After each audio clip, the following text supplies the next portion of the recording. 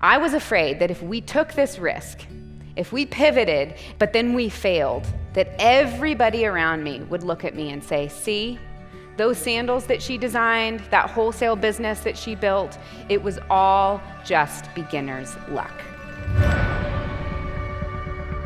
A few years ago, I started thinking more about this phrase.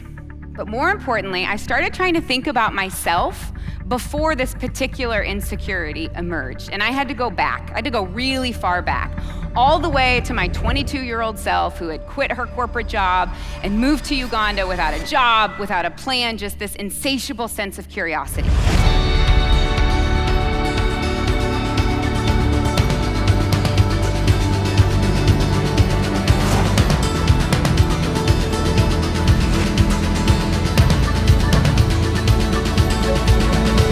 Forward almost a decade, and Sseko Designs is now one of the largest export manufacturers in Uganda. Our products have been featured in magazines like Vogue and Marie Claire and InStyle and worn by celebrities. We have enabled hundreds of female scholars in Uganda and now Ethiopia to continue on to university.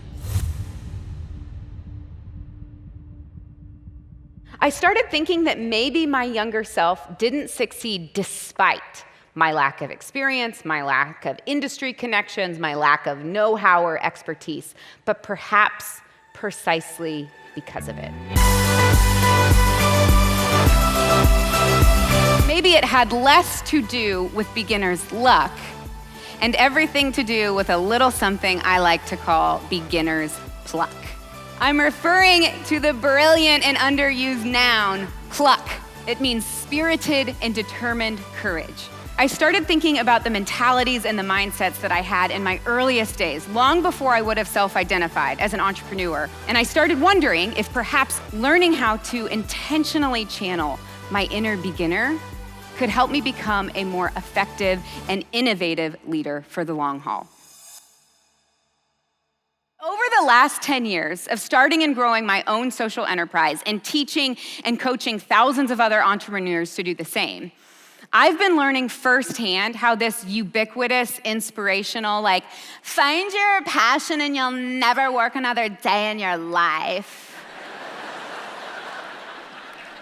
narrative is actually affecting us. Not only did I not consider myself a designer, I was not even remotely interested in fashion. Y'all, this photo was taken of me.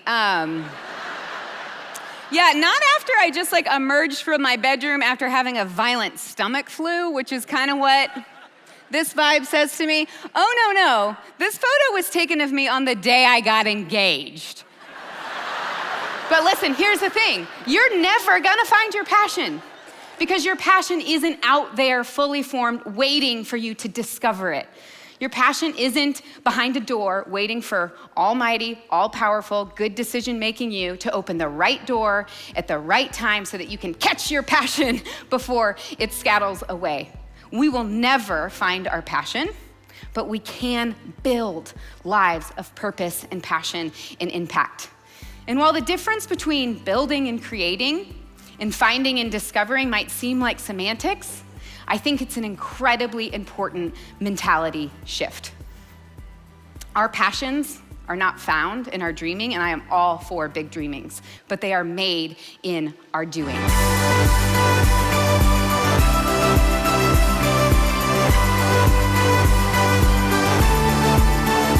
you know what they say in the US?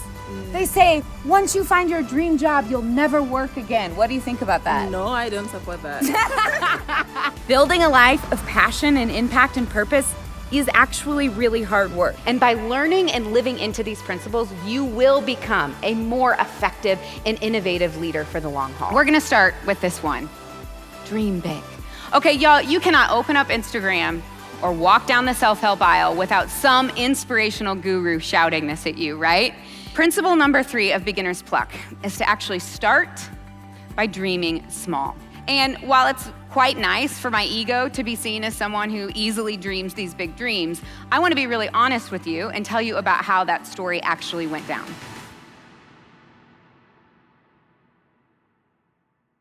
Despite the fact that I said I was passionate about this issue, facing women and girls living across the world in extreme poverty, the reality was I didn't have a single friend who was a girl who grew up in that context.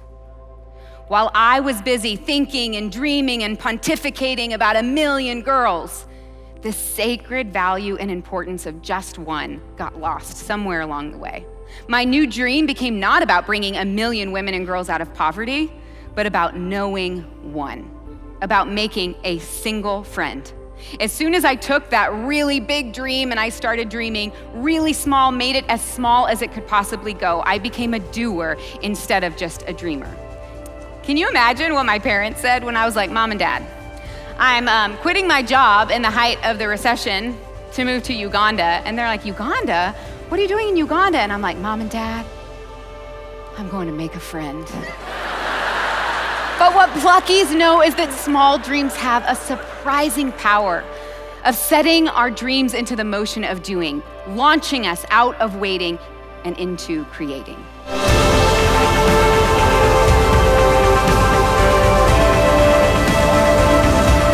Mastery and expertise isn't actually the end goal for a leader.